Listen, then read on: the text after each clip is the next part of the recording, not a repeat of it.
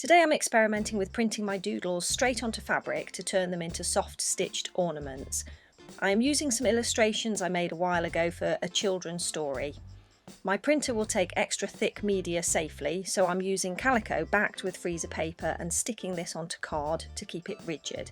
This allows it to go through more easily.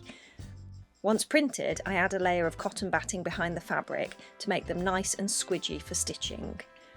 I go around the printed edge with a line of running stitch which secures the batting to the fabric, stops the fabric from fraying at the edges and gives me a line to follow when I am sewing them together.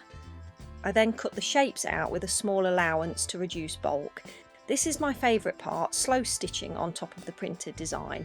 I'm using simple stitches like criss-cross, seed stitch and backstitch to bring out the details. There's no perfection here, just playful texture and just going with the flow using some pretty threads.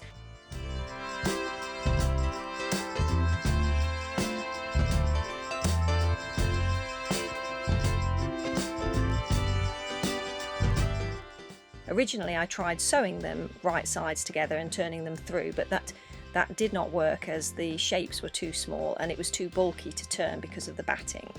So I switched to stitching wrong sides together and tucking in the edges as I went along. Much easier.